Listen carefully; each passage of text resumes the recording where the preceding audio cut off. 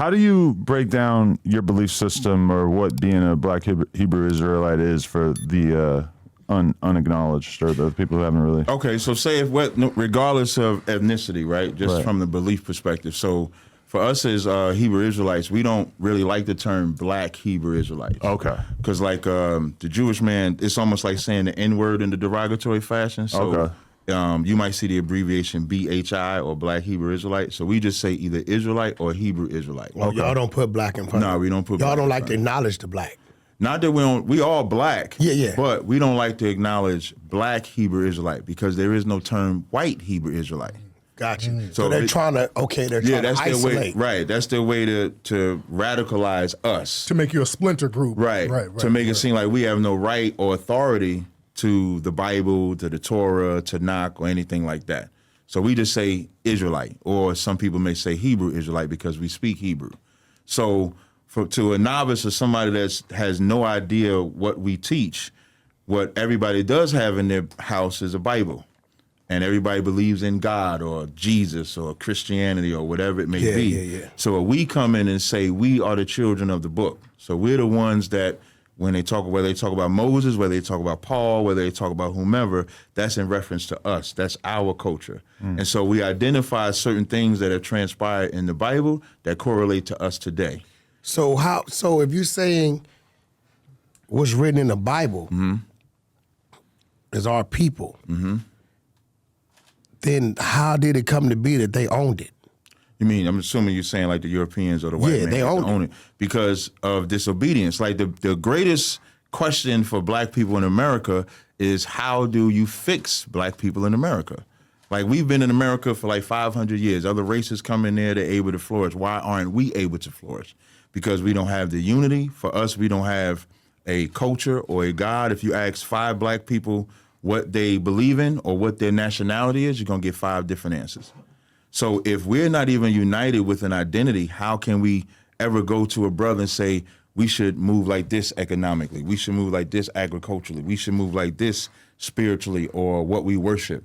So we have to have a foundation and we don't.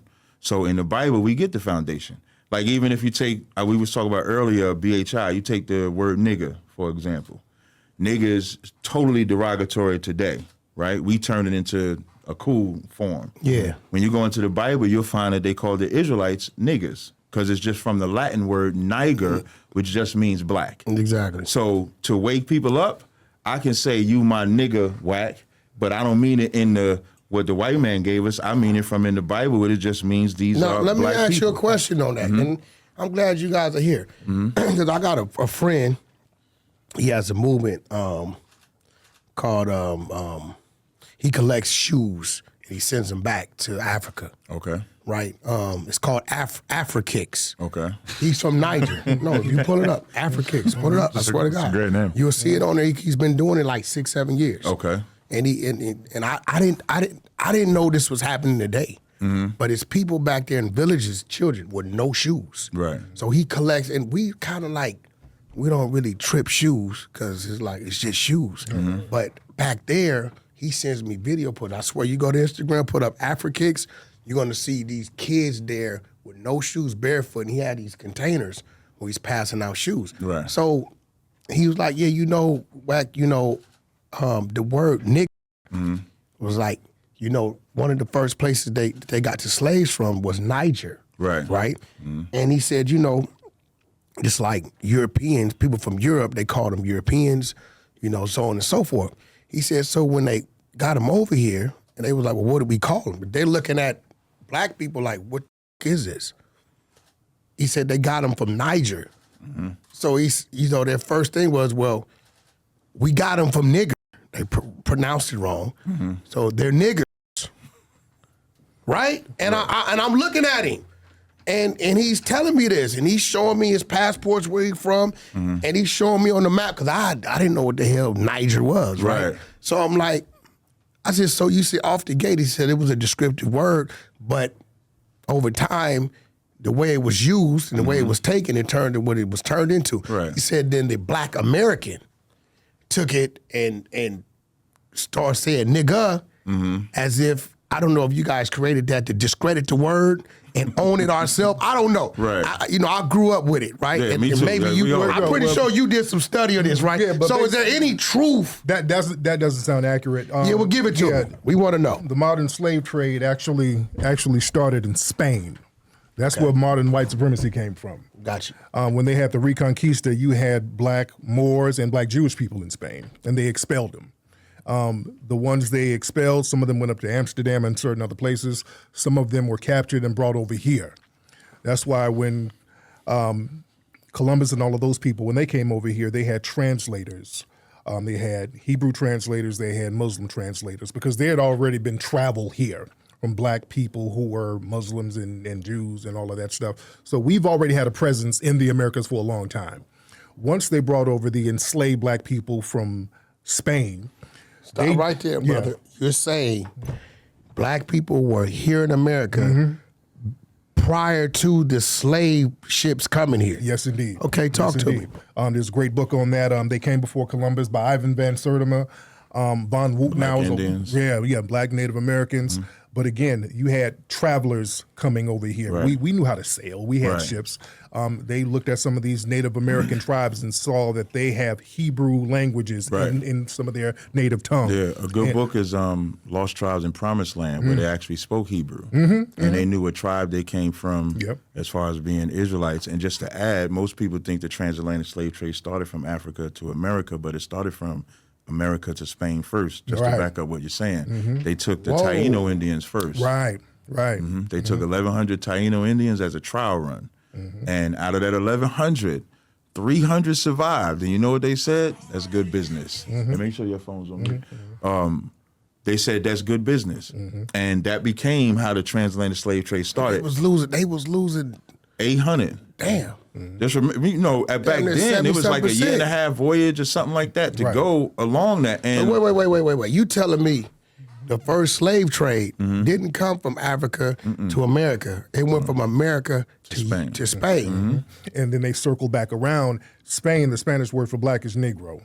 All right. So they started using the word Negro as a pejorative. When they brought them over here, the word Negro somehow flipped into nigger. It got shortened to nigger.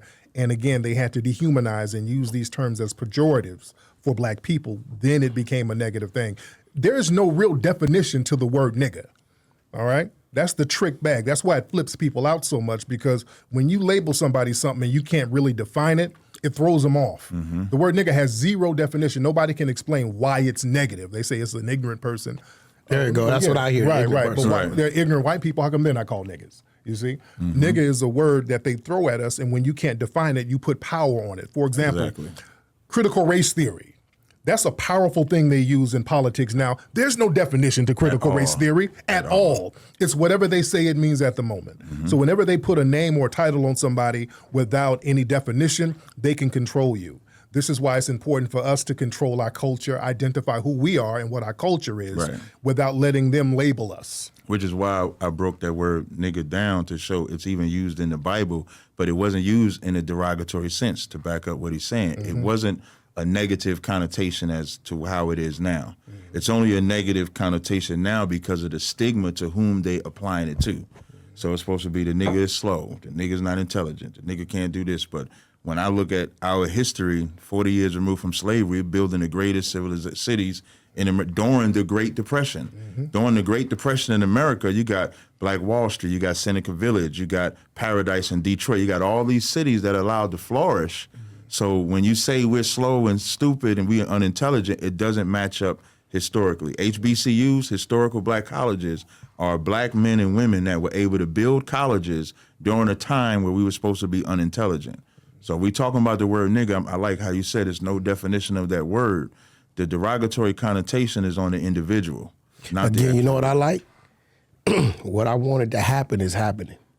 Because by you saying you like how he said that, and I know you, right? Now, when it comes to your arsenal, when you're doing your debates, you've just found something that you agree with the other brother on, right? And now you can add that to yours. And I think that's going to happen going forward. Yeah, and definitely. I just kind of like just sitting here, a lot of people don't know this, Adam.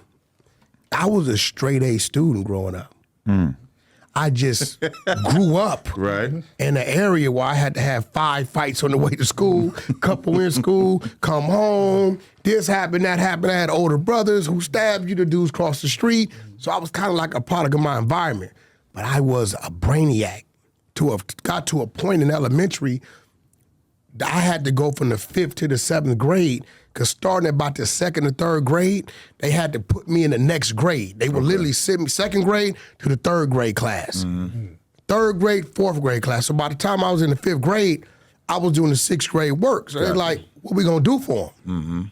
So they sent me to take the test. I passed it. I think I was tested at like 8th or 9th grade in the 5th grade. So I graduated in the 5th grade with the 6th graders, and I went to the 7th grade. But I say that to say this.